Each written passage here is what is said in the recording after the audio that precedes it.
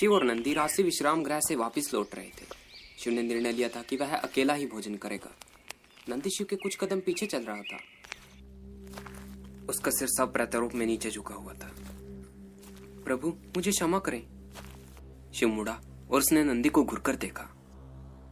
आप सही हैं प्रभु, हम लोग अपनी समस्याओं में और नीलकंठ की खोज में इतना व्यस्त हो गए थे कि हमारे द्वारा किए जा रहे अप्रवासियों के लिए अनुचित व्यवहार का एहसास ही नहीं हुआ।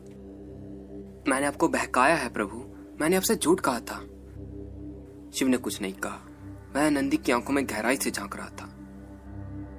मैं अत्यधिक क्षमा प्रार्थी हूँ प्रभु, मैंने आपके साथ विश्वासघात किया है। आप मुझे जो भी दंड देंगे मुझे वो स्वीकार होगा। शिव के होठों पर एक हल्की सी मुस्कान आई। उसने नंदी के कंधे पर हल्की सी थपकी लगाई, जैसे संकेत दे रहा हो कि उसने नंदी को क्षमा कर दिया, लेकिन उसकी आंखों में एक स्पष्ट संदेश भी था। मुझसे कभी झूठ मत बोलना मित्र। नंदी ने सिर हिलाया और फुसफुसा कर कहा, कभी नहीं प्रभु, कभी भी नहीं, मैं अत्यधिक शर्मिंदा हूं। भूल जाओ नंदी, शिव ने कहा। उसकी मुस्कान अब और बड़ी हो गई थी। अब वो अतीत की बातें हैं। वह मुड़ा और उसने चलना पुनः प्रारंभ कर दिया। अचानक ही शिव ने सिर हिलाया और बहुत ही धीमे स्वर में कहा, विचित्र लोग हैं। आपने कुछ कहा प्रभु? नंदी ने पूछा। नहीं, कुछ विशेष नहीं, मैं तुम्हारे समाज की कुछ मनोरंजक बातों के बारे में सोच रहा था। मनोरंजक प्रभु? नंदी ने पूछा। अब वह कुछ अधिक ही आत्मविश्वास से भरा हुआ था, क्योंकि उसके प्रभु उससे बोल रहे थे। बात यह है कि तुम्हारे देश में कुछ लोग ऐसे हैं जो सोचते हैं कि मेरा नीला गला ही उनके असंभव कार्य को संभव कर देगा। कुछ लोग वास्तव में मानते हैं कि मेरा नाम इतना पवित्र हो चुका है कि वो उस नाम को बोल भी नहीं सकते। नंदी थोड़ा सा मुस्कुराया। उधर दूसरी ओर शिव ने कहना जारी रखा, कुछ लोग स्पष्ट रूप से सोचते हैं कि मेरी कोई आवश्यकता ही नहीं है। असल में वे यहाँ तक सोचते हैं कि मेरा स्पर्श करना इतना प्रदूषित करता है कि मुझे शुद्धिकरण की आवश्यकता है। शुद्धिकरण?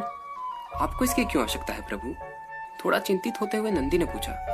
शिव ने अपने शब्दों को संभाल कर रखा। ऐसा है कि मैंने किसी को स्पर्श किया था और मुझसे कहा गया कि मुझे शुद्धिकरण करवाना आवश्यक है। क्या? आपको किसने स्पर्श किया प्रभु? क्या वह विक्रम व्यक्ति था? अत्यधिक चिंतित होते हुए नंदी ने पूछा। मात्र एक विक्रम व्यक्ति को स्पर्श करने पर ही आपको शुद्धिकरण की आवश्यकता हो सकती है प्रभु।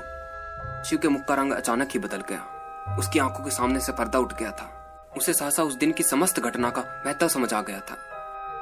स्पर्श करने पर इतनी तेजी से हटना, गुरुजी एवं कृतिका के आघात लगने जैसी प्रतिक्रिया। तुम विश्राम कर जाओ नंदी, मैं तुमसे वहीं मिलता हूँ, शिव ने कहा और विश्राम घर के उद्यान की ओर मुड़ गया। प्रभु क्या हुआ? शिव के साथ तेजी से कदम मिलाने का प्रयास करते हुए नंदी ने पूछा। तुम विश्राम घर जाओ नंदी। तेजी से उसे दूर जाते हुए शिव ने कहा, मैं तुमसे वहीं मिलूंगा। शिव ने लगभग 1 घंटे तक प्रतीक्षा की, किंतु वह व्यर्थ रही, क्योंकि सती वहां आई ही नहीं। क्या आपने शुद्धिकरण करवाया अथवा नहीं? उस क्षण को कोसते हुए वह वहीं अकेला ही तख्त पर बैठ गया, जिस क्षण वह भयावह विचार उसके मन में उपजा था। मैंने यह कैसे सोच लिया कि मेरा स्पर्श सती को प्रदूषित करेगा? मैं सचमुच ही निरा मूर्ख हूँ। उसने अपने मन में उस दुर्भाग्यशाली मुलाकात के प्रत्येक क्षण को टटोला। उसने प्रत्येक पहलू पर विचार किया। यदि आपको कुछ भी होता है तो मैं स्वयं को कभी भी क्षमा नहीं कर पाऊंगी, उसने कहा था। यह कहने का उसका तात्पर्य क्या था? उसके मन में मेरे प्रति कुछ भावनात्मक लगाव है, या फिर वह एक आदरणीय स्त्री है जो किसी के दुर्भाग्य का कारण बनना नहीं देख सकती है, और वह स्वयं को निकृष्ट क्यों समझती है? यह विक्रम की पूरी अवधारणा ही मूर्खता प्रतीत होती है। अब सती आने वाली नहीं थी। इसका एहसास होते ही शिव उठ खड़ा हुआ। उसने तख्त को बहुत ही बल लगाकर ठोकर मारी, तो उसे आभास हुआ कि कभी उसके उस सुन्न पांव के अंगूठे में पुनः संवेदना लौट चुकी थी। चिल्लाकर कोसता हुआ वह विश्राम घर की ओर वापस चलने लगा। क्या बकवास है। नृत्य मंडप के पास से गुजरते हुए उसने देखा कि वहां कुछ गिरा पड़ा था। वह उसे उठाने की नियत से उसके निकट चला गया। वह मणियों का कंगन था। उसने उसके दाएं हाथ पर उसे देखा था। उसका धागा टूटा हुआ नहीं लग रहा था। क्या उसने जानबूझकर इसे गिराया होगा? उसने पहले उसे सूंघा। सांझ के सूरज की चुभन वाली पवित्र झील की उसमें महक थी। उसने उसे अति रुचिकर ढंग से होठों से लगाया और कोमलता से उसका चुम्बन लिया। मुस्काते हुए उसने अपनी कमर में बंधी थैली में उसे रख लिया। वह मंदार पर्वत से वापस आएगा और उससे मिलेगा। उसे उससे मिलना ही होगा। यदि आवश्यक हुआ तो वह संसार के नष्ट होने तक उसे मनाएगा। वह उसे पाने के लिए समस्त मानव जाति से युद्ध करेगा। उसके बिना उसके जीवन की यात्रा अधूरी थी। उसका हृदय इसे जानता था, उसकी आत्मा भी ये अंदर तक जानती थी। अब और कितनी दूर है प्रधानमंत्री महोदय? एक उत्सुक बालक की तरह चंचल होकर नंदी ने पूछा। ऐसा केंद्र जहां देवताओं के पेय का उत्पादन है। उस रहस्यपूर्ण मंदार पर्वत का भ्रमण किसी भी मेलुहावासी के लिए विशेष सम्मान की बात है। अधिकतर सूर्यवंशियों के लिए मंदार पर्वत साम्राज्य की आत्मा था, क्योंकि जब तक वह सुरक्षित था, उनका सोमरस भी सुरक्षित था। देवगिरी के छोड़े मात्र 1 घंटा ही बीता है अधिपति, मुस्कान के साथ कनखला ने कहा। मंदार पर्वत तक 1 दिन की यात्रा होती है। दरअसल इस सवारी की खिड़की पर जो झिलमिल लगी है, इसके कारण बाहर कुछ भी दिखाई नहीं दे रहा, और चूंकि मैं सूरज नहीं देख सकता, तो मैं नहीं बता सकता कि कितना समय बीत चुका है। इसी कारण से मैं पूछ रहा था। पैर कंदील ठीक आपके पीछे है अधिपति, और यह झिलमिली आपकी सूर्य की तीव्र किरणों से सुरक्षा के लिए है। कनखला के इस तर्क पर शिव मुस्कुराया। वह इस बात को अच्छी तरह से समझ रहा था कि वे झिलमिलियां उनकी सुरक्षा के लिए नहीं, बल्कि वे मंदार की सुरक्षा के लिए थी, उस स्थल को परम गोपनीय रखने के लिए। बहुत ही कम लोग थे जिन्हें उसके सही स्थल की जानकारी थी। मंदार पर्वत की ओर जाने वाली सड़क और उस पर चलने वाले राहगीरियों के लिए अरिष्ट नेमी नामक सैनिकों का एक विशेष दस्ता लगाया गया था। मंदार पर्वत के वैज्ञानिकों, अष्टनेमी दलों एवं उन व्यक्तियों जिन्हें सम्राट ने प्राधिकृत किया हो, उनके अलावा उस पहाड़ पर जाने की अथवा उस स्थल को जानने की अनुमति किसी अन्य को नहीं थी। यदि चंद्रवंशी मंदार पर आतंकी आक्रमण करते हैं तो मेलुहा के लिए सब कुछ समाप्त हो जाएगा। हम वहां किससे मिलेंगे कनखला? शिव ने पूछा। प्रभु, हम बृहस्पति से मिलेंगे। वे साम्राज्य के मुख्य वैज्ञानिक हैं। हमारे समस्त साम्राज्य हेतु सोमरस उत्पादन के लिए वैज्ञानिकों के दल का वे ही नेतृत्व करते हैं। निसंदेह वे अन्य क्षेत्रों में भी शोध करते हैं। एक पक्षी संदेशवाहक पहले ही उनके पास आपके आगमन का समाचार लेकर भेजा जा चुका है। हम लोग उनसे कल प्रातः भेंट करेंगे। शिव ने धीमे से सिर हिलाया और मुस्कुराकर कनखला को देखते हुए कहा, धन्यवाद। नंदी ने पैर कंदील को पुनः देखा और शिव अपनी पुस्तक पढ़ने लगा। अत्यंत भयावह युद्ध के बारे में वह एक बहुत ही मनोरंजक हस्तलिखित कथा थी, जो सहस्त्रों वर्षों पूर्व देवों और असुरों के मध्य लड़ा गया था। अनंत काल तक चलने वाला सत्य एवं असत्य के मध्य का युद्ध। देवों ने भगवान रुद्र अर्थात महादेव, देवों के देव की मदद से असुरों को पराजित किया था और संसार में पुनः सत्य की स्थापना की थी। आशा है कि आपको अच्छी नींद आई होगी प्रभु, कनखला ने शिव को पूछा जब शिव एवं नंदी बृहस्पति के कार्यालय में पहुंचे थे। यह प्रथम पहर के अंतिम घंटे का प्रारंभ था। मंदार पर्वत पर दिन का प्रारंभ अति शीघ्रता से हो चुका था। हाँ, अच्छी नींद आई, शिव ने कहा, किंतु एक लयात्मक ध्वनि रात भर सुनाई पड़ रही थी। कनखला मुस्कुराई, किंतु उसने कुछ नहीं कहा। उसने अपना सिर झुकाया और द्वार खोलकर शिव को बृहस्पति के कार्यालय में प्रवेश करने दिया। शिव अंदर गया और उसके पीछे कनखला एवं नंदी भी अंदर प्रवेश हो गए। बृहस्पति के उस विशाल कार्यालय में तख्तों पर विचित्र प्रकार के उपकरण व्यवस्थित ढंग से रखे हुए थे, जो अलग अलग ऊंचाई में थे। ताड़पत्र पर लिखा हुआ विवरण प्रत्येक उपकरण की बगल में रखा हुआ था, जहां स्पष्ट रूप से कुछ शोध हुए थे। कमरा नियंत्रित रूप से नीले रंग में रंगा हुआ था। एक किनारे पर एक विशाल खिड़की थी, जिसमें से पर्वत की तलहटी में बसे उस सुंदर वन का असाधारण दृश्य दिखाई पड़ रहा था। कमरे के मध्य में बहुत ही साधारण कम ऊंचाई की पीढ़ियों को वर्गाकार रूप में व्यवस्थित किया गया था। वह एक अल्पव्ययी कमरा था, जहां प्रत्येक स्थल पर सरलता एक कलात्मकता का आयोजन कर रही थी। बृहस्पति कमरे के मध्य में हाथ जोड़कर नमस्ते की मुद्रा में खड़ा हुआ था। वह शिव से बहुत ही छोटा किंतु एक मध्यम ऊंचाई का था। गेहुए रंग की त्वचा, गहरी आंखें और सुंदर श्रृंगार की हुई दाढ़ी बृहस्पति को एक अलग ही व्यक्तित्व प्रदान कर रही थी। बिना चोटी के पूरी तरह से मुंडित सिर और प्रशांत भाव वाला उसका मुख उसे एक बुद्धिजीवी व्यक्ति बता रहा था। उसका शरीर थोड़ा सुथुल था। उसके जोड़े कंधे और बेलनाकार सीना इस बात की उद्घोषणा कर रहे थे कि उसने थोड़ी भी कसरत नहीं की थी। किंतु बृहस्पति का शरीर उसकी बुद्धि का वाहन था, न कि क्षत्रियों अथवा योद्धाओं का मंदिर। बृहस्पति ने लाक्षणिक रूप से एक सफेद धोती पहन रखी थी और अंग वस्त्रम कंधे पर ढीला रखा हुआ था। उसने जनेऊ भी लाक्षणिक रूप से धारण कर रखा था। आप कैसे हैं कनखला? बृहस्पति ने पूछा। बहुत समय से आपको देखा नहीं। जी बृहस्पति, कनखला ने नीचे झुकते हुए नमस्ते करते हुए कहा। शिव ने देखा कि बृहस्पति ने जो दूसरा बाजूबंद पहन रखा था, उस पर हंस का प्रतीक चिन्ह बना हुआ था। ब्राह्मणों में यह बहुत ही उत्तम जाति वर्ग माना जाता था।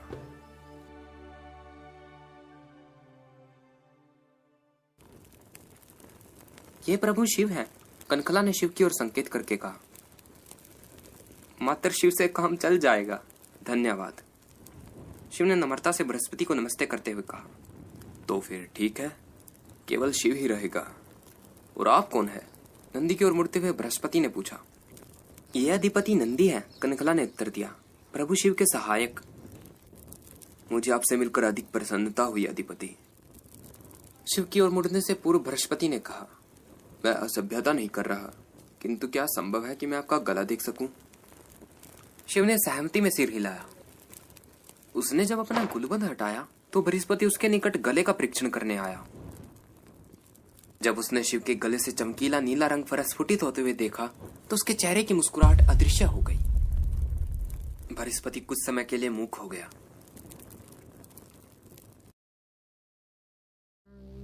धीमे धीमे अपनी चेतना प्राप्त कर वह कनकला की ओर मुड़ा और बोला, यह छल नहीं है, रंग अंदर से आ रहा है। यह कैसे संभव है? इसका अर्थ है कि जी हाँ, कनकला ने प्रसन्नता से धीमे स्वर में कहा, जो उसके अंतर्मन से निकल रही थी। इसका अर्थ है कि नीलकंठ आ गए हैं, हमारे मुक्तिदाता, हमारे रक्षक। सच तो यह है कि मुझे नहीं पता कि मैं रक्षक हूँ अथवा नहीं। अपने गले में गुलबंद को पुनः बांधते हुए शिव ने असहज होते हुए कहा, लेकिन मैं आपके सुंदर साम्राज्य की मदद करने का पूरा प्रयत्न अवश्य ही करूंगा। असल में यही कारण है कि मैं आपके पास यहाँ आया हूँ। मुझे एहसास हुआ कि यह महत्वपूर्ण होगा कि मैं जान लूं कि सोमरस कैसे काम करता है। ऐसा प्रतीत हो रहा था कि बृहस्पति अभी भी आंखें चौंधिया जाने वाली स्थिति में था। वह शिव को निरंतर देख रहा था, लेकिन उसका ध्यान कहीं और था। ऐसा प्रतीत हो रहा था कि वह उन परिस्थितियों के परिणामों के बारे में विचार कर रहा था जो नीलकंठ के आगमन के बाद होने वाली थी। बृहस्पति, बृहस्पति!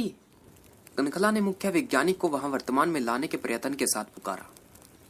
हाँ हाँ, क्या आप बता सकते हैं कि यह सोमरस कैसे काम करता है बृहस्पति? शिव ने पुनः पूछा। निसंदेह। जैसे उसकी आंख पुनः अपने सामने खड़े लोगों पर आकर टिकी, बृहस्पति ने झट से कहा। फिर नंदी का ध्यान आते उसने पूछा, अधिपति के समक्ष बोलना क्या उचित होगा? नंदी मेलुहा में हमेशा मेरे साथ रहा है, शिव ने कहा। मैं आशा करता हूं कि उसका रहना उचित ही होगा। नंदी अत्यधिक द्रवित हो गया था, क्योंकि उसके प्रभु उस पर विश्वास करते थे और उसे प्रकट भी करते थे।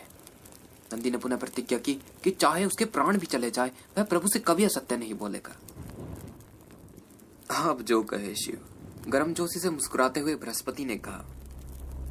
शिव ने महसूस किया कि बृहस्पति में अधीनता नहीं थी और न ही उसे नीलकंठ की खोज पर अत्यधिक अंतर बढ़ा था। पर्वतेश्वर की तरह ही बृहस्पति ने भी शिव को नाम लेकर संबोधित किया, न कि प्रभु। यद्यपि शिव ने महसूस किया कि जबकि पर्वतेश्वर का रुख अविश्वासी चिड़चिड़ेपन से चालित था, वहीं बृहस्पति का रुख एक आत्मविश्वासी भद्रता से चालित था। धन्यवाद, शिव मुस्कुराया। तो यह सोमरस कैसे काम करता है?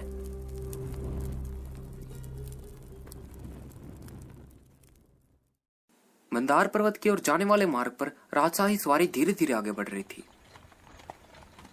160 अश्वारोहियों का मार्गदर्शक दल 4 पंक्तियों में 5 राजसी सवारियों के पहले चल रहा था। साथ ही 160 अश्वारोही दल उनके पीछे भी उसी प्रकार की बनावट से चल रहा था। अगल बगल दोनों ओर 40 सिपाहियों का पहरा चल रहा था। प्रत्येक बगी पर 10 सैनिक एवं 4 नौकरानियां भी चल रही थी। ये सैनिक प्रसिद्ध अरिष्ट नेमी थे, जो समस्त भारतवर्ष में सबसे अधिक भयभीत कर देने वाली नागरिक सेना थी। 5 बगिया ठोस लकड़ी की बनी हुई थी, जिसमें कोई खिड़की नहीं थी। केवल ऊपर की ओर निकली हुई दरार हवा के लिए बनी हुई थी। चालक के ठीक पीछे जाफरी लगी हुई थी, ताकि हवा एवं प्रकाश अंदर आ सके और यदि आक्रमण होता है तो तुरंत उसको बंद किया जा सके। सभी बगिया एक ही प्रकार की माप वाली एवं देखने में एक जैसी थी, जिससे यह अनुमान लगाना अत्यधिक कठिन था कि राजसी परिवार किस बग्गी में ले जाया जा रहा है। यदि किसी के पास ऐसी दिव्य दृष्टि थी कि वह वो चीजें देख सकता था जिसे एक आम आदमी की आंखें नहीं देख सकती थी, तो वह इस बात का संज्ञान दे सकता था कि पहली, तीसरी एवं चौथी बग्गी खाली थी। दूसरी बग्गी में राजसी परिवार के लोग थे, दक्ष एवं उसकी पत्नी वीरिनी और उसकी पुत्री सती। अंतिम बग्गी में पर्वतेश्वर एवं उसके कुछ महत्वपूर्ण सेनापति थे। पिताजी, मुझे अभी भी समझ नहीं आ रहा कि आप मुझे पूजा में ले जाने के लिए हट क्यों कर रहे थे। मुझे तो मुख्य पूजा में सम्मिलित होने की अनुमति भी नहीं है, सती ने पूछा। मैंने तुमसे पहले भी बहुत बार कहा है दक्ष ने सती के हाथ पर प्यार से तबकी लगाते हुए कहा, मेरी कोई भी पूजा पूर्ण नहीं हो सकती जब तक कि मैं तुम्हारा मुख ना देख लूं। मैं इन बेकार के नियमों की परवाह नहीं करता। पिताजी, सती ने शर्मिंदगी वाली मुस्कान और थोड़ा उल्हाना देते हुए सिर हिलाकर कहा। वह जानती थी कि उसके पिता के द्वारा इस तरह से विधियों का अनादर करना उचित नहीं था। सती की माता वीरिनी ने बड़ी ही अनुपयुक्त मुस्कान के साथ दक्ष को देखा। उसके बाद एक क्षण सती की ओर देखकर पुनः अपनी पुस्तक में रम गई।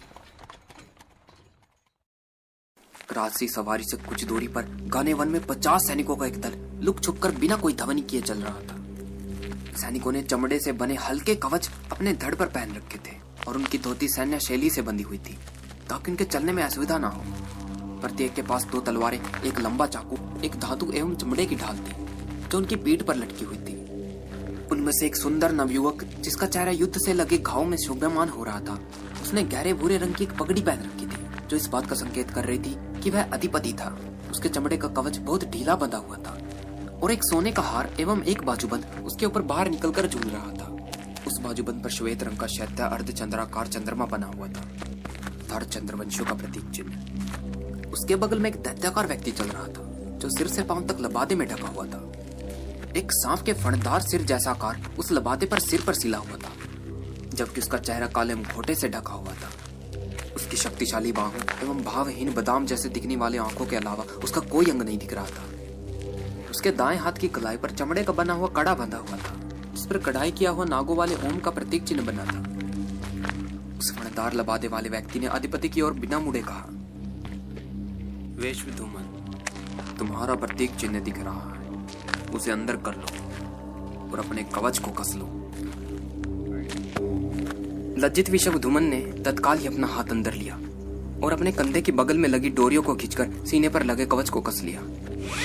क्षमा करें स्वामी, हमें आगे जाकर यह देख लेना चाहिए कि यह मदार पर्वत की ओर जाने वाला मार्ग है अथवा नहीं। एक बार जब हम यह जान लेंगे तो हमें निश्चित हो जाएगा कि हमारा गुप्तचर सही था। मुझे पूरा विश्वास है कि हम वापस लौटकर उसका अपहरण कर सकते हैं। हम लोग वैसे भी संख्या में बहुत कम हैं। हम इसमें कुछ भी जोखिम नहीं उठा सकते। उस फणदार लबादे वाले व्यक्ति ने शांति से उत्तर दिया, वेशधूमन, क्या मैंने आक्रमण का आदेश दिया है? तब कहां से हमारी संख्या कम होने वाली बात आती है? और हम लोग मदार पर्वत की दिशा में जा रहे हैं। कुछ घंटों का विलंब आसमान नहीं गिरा देगा। अभी के लिए हमें केवल उनका पीछा ही करना है। विश्वधूमन ने मुंह का सारा थूक निकल दिया। अपने स्वामी के विचारों का विरोध करना उसे बिल्कुल भी अच्छा नहीं लगता था। आखिरकार वे उसके स्वामी ही थे जिन्होंने ऐसे विरेले सूर्यवंशी की खोज की थी जो उनके उद्देश्य के लिए सहानुभूति रखता था। वह भेदन उन्हें जड़ से उखाड़ फेंकने को संभव करेगा और मेलुहा की आत्मा को नष्ट करेगा। उसने धीरे से कहा, लेकिन स्वामी, आपको पता ही है रानी को विलंब पसंद नहीं है। लोगों के मध्य अशांति फैलने की स्थिति बनती जा रही है। उससे संभवतः ध्यान केंद्रण समाप्त होता जा रहा है। फणदार लबादे वाला व्यक्ति तेजी से मुड़ा। उसका शरीर क्रोध को दर्शा रहा था। मैं आपका ध्यान केंद्रण नहीं खो रहा हूं। यदि तुम जाना चाहते हो तो जा सकते हो। तुम्हें तुम्हारा धन मिल जाएगा। यदि मुझे करना पड़ा तो मैं इसे अकेले ही कर दूंगा। अपने नेता की यह दुर्बल भावना देखकर स्तब्ध विश्वधूमन ने तुरंत ही अपनी बात बदल ली। नहीं स्वामी, मैं यह नहीं कह रहा था। मुझे क्षमा करें। मैं आपके साथ तब तक रहूंगा जब तक कि आप मुझे जाने के लिए नहीं कहते। जब हमने शताब्दियों तक प्रतीक्षा की है तो कुछ घंटे से कुछ अंतर नहीं पड़ेगा। वह पलटन राजसी सवारी का पीछा कर रही थी। अवधारणात्मक स्तर पर सोमरस कैसे कार्य करता है वह बहुत ही सरल है। बृहस्पति ने कहा, जो लगभग असंभव कार्य था वह था इस अवधारणा को मूर्त रूप देना। यह भगवान ब्रह्मा की प्रतिभा थी। जय श्री ब्रह्मा, जय श्री ब्रह्मा। शिव, कनकला एवं नंदी ने एक साथ कहा। इससे पहले कि हम यह समझे कि कैसे यह औषधि बढ़ती आयु को नाटकीय ढंग से धीमा कर देती है, उससे पहले हमें यह समझना होगा कि हमें जीवित क्या रखता है। बृहस्पति ने कहा, एक मौलिक वस्तु है जिसके बिना हम में से कोई भी जीवित नहीं रह सकता। शिव ने बृहस्पति को इसकी व्याख्या करने की आशा में देखा, और वह मौलिक वस्तु है ऊर्जा। बृहस्पति ने व्याख्या की, जब हम चलते हैं, बातचीत करते हैं, सोचते हैं, अर्थात हम वो कुछ भी करते हैं जिससे हमें जीवित कहा जाता है, तो हम ऊर्जा का उपयोग करते हैं।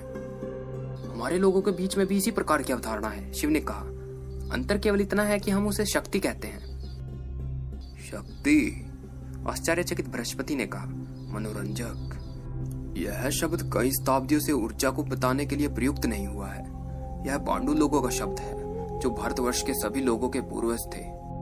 क्या आपको पता है कि आपका कबीला कहाँ से आया है? आपका वंश कौन सा है? मैं इस बारे में कुछ निश्चित नहीं बता सकता, लेकिन मेरे कबीले में एक वृद्ध महिला है जिसका दावा है कि उसे हमारे इतिहास की पूरी जानकारी है। जब वह देवगिरी आती है तो संभवतः हमें उससे पूछना चाहिए। संभवतः पूछना चाहिए? बृहस्पति मुस्कुराया। चलिए पुनः अपनी चर्चा पर वापस लौटते हैं कि हमारा शरीर बिना ऊर्जा के कुछ भी नहीं कर सकता। तो वह ऊर्जा कहाँ से आती है? जो हम भोजन करते हैं उससे, नंदी ने बीच में सुझाव दिया। इसका अर्थ था कि उसे महत्वपूर्ण व्यक्तियों के बीच में बोलने का आत्मविश्वास आ चुका था। बिल्कुल ठीक। जो भोजन हम करते हैं वह ऊर्जा का संचय करता है, जिसे हम बाद में उपयोग कर सकते हैं। इसी कारण से जब हम भोजन नहीं करते तो हम दुर्बलता महसूस करते हैं। हालांकि मात्र भोजन करने से ऊर्जा प्राप्त नहीं हो सकती। हमारे शरीर के अंदर किसी वस्तु द्वारा उसे संचारित करना होता है ताकि हम उसका उचित उपयोग कर सके। बिल्कुल सही, शिव ने सहमति दी। भोजन को ऊर्जा में बदलने का कार्य हवा करती है, जिससे हम श्वास लेते हैं। बृहस्पति ने कहना जारी रखा। हवा में बहुत प्रकार के गैस होते हैं। उनमें से एक को प्राणवायु कहा जाता है, जो हमारे भोजन के साथ प्रतिक्रिया करके ऊर्जा मुक्त करता है। यदि हमें प्राणवायु प्राप्त ना हो तो हमारा शरीर ऊर्जा की कमी में भूग्रस्त हो जाएगा और हमारी मृत्यु हो जाएगी। लेकिन यह तो प्रक्रिया हमें जीवित रखती है, शिव ने कहा। इससे औषधियों का क्या लेना देना है? औषधि को तो उन कारणों के लिए काम करना चाहिए जो बुढ़ापा, कमजोरी एवं मृत्यु को लाता है। बृहस्पति मुस्कुराया। जो मैंने आपको बताया है उसका आपके वृद्ध होने से अवश्य ही कुछ लेना देना है, क्योंकि ऐसा प्रतीत होता है कि प्रकृति में संवेदना है। वही वस्तु जो हमें जीवन देती है, हमें वृद्ध बनाने एवं मृत्यु तक ले जाने का कारण बनती है। जब प्राणवायु भोजन के साथ प्रतिक्रिया करके ऊर्जा को मुक्त कराती है तो साथ ही जारणकर्ता नामक स्वतंत्र स्वच्छंद तत्व भी मुक्त होता है। इसके साथ ही जारणकर्ता विषाक्त भी होते हैं। जब आप किसी फल को बाहर रखते हैं और वह खराब हो जाता है तो इसका कारण है कि वह जारण हो चुका है, अथवा जारणकर्ता ने उसके साथ प्रतिक्रिया करके उसे सड़ा दिया है। उसी प्रकार की जारण प्रक्रिया धातु के क्षयीकरण का कारण भी बनती है। यह उन नई धातुओं के साथ विशेष रूप से होता है जिनका हमने आविष्कार किया है। लोहा। प्राणवायु हमारे भोजन को ऊर्जा में परिवर्तित करती है, किंतु साथ ही यह हमारे शरीर में जारणकर्ता को भी मुक्त करती है, जो हमारे अंदर प्रतिक्रिया करने लगता है। हम अंदर से जंग रोधित हो जाते हैं और इसी कारण वृद्धावस्था और मृत्यु को प्राप्त होते हैं। अग्निदेव भला करे, नंदी आश्चर्य से बोला। वही वस्तु जो हमें जीवन देती है वही धीमे धीमे हमारी मृत्यु का कारण बनती है। हाँ, बृहस्पति ने कहा। इसके बारे में थोड़ा विचार करें। हमारा शरीर उन सभी वस्तुओं का भंडारण है जिनकी उसे बाहरी जगत से उत्तरजीविता के लिए आवश्यकता होती है। वह पर्याप्त भोजन संचित करता है ताकि यदि आप कुछ दिनों के लिए भोजन नहीं करते हैं तो आपकी मृत्यु नहीं होती है। वह जल भी पर्याप्त मात्रा में भंडारण करता है ताकि कुछ दिनों की प्यास से हमारी मृत्यु ना हो। बिल्कुल, शिव सहमत हुआ। उधर दूसरी ओर शरीर पर्याप्त प्राणवायु का भंडारण कुछ मिनटों से अधिक देर तक नहीं कर सकता है, जो हमें जीवित रखने के लिए सबसे महत्वपूर्ण तत्व है। इसका अर्थ समझना कठिन है। इसकी एकमात्र व्याख्या यही हो सकती है कि शरीर इस प्राणवायु की शुद्ध को विष के समान भी समझता है, अतः इसका भंडारण हानिकारक हो सकता है। तो फिर भगवान ब्रह्मा ने क्या किया? शिव ने पूछा। बहुत शोध करने के पश्चात भगवान ब्रह्मा ने सोमरस का आविष्कार किया, जिसका पान करने पर यह जारणकर्ता से प्रतिक्रिया करता है और उसे सोख लेता है। पसीने तथा मूत्र के जरिए शरीर से बाहर निकाल देता है। इस सोमरस के कारण ही शरीर में जारणकर्ता नहीं रह पाता है। इसी कारण से जब सोमरस पीने के बाद पहली बार पसीना निकलता है तो वह विषाक्त होता है। हाँ, सोमरस के पान के बाद जो श्वेत पदार्थ बाहर निकलता है वह विशेषकर हानिकारक होता है। इतना ही नहीं, इस बात को भी याद रखिए कि सोमरस के पान करने के बाद स्वेद एवं मूत्र कई वर्षों तक विषाक्त रहता है। अतः इसे आपको अपने शरीर से तो बाहर निकालना ही है और इसके साथ ही यह भी सुनिश्चित करना होता है कि यह किसी अन्य पर प्रभाव न करे। अच्छा, तो इसी कारण से मेलुहावासी स्वास्थ्य विज्ञान में इतने आसक्त हैं। हाँ, इसी कारण से प्रत्येक मेलुहावासी को 2 वस्तुओं की शिक्षा बचपन से ही दी जाती है, जल एवं स्वास्थ्य विज्ञान। मेलुहावासियों को बताया जाता है कि आप बाल्टी भर भर जल का पान करें और जिन वस्तुओं को धोया जा सकता है उन्हें अवश्य धोएं। मेलुहवासी दिन में कम से कम 2 बार स्नान करें। प्रत्येक अपमार्जन एक विशेष कमरे में किया जाता है और विषाक्त एवं गंदे जलमल को जलमल निकासी ढकी हुई नालियों द्वारा सुरक्षित ढंग से नगर से बाहर पहुंचा दिया जाता है।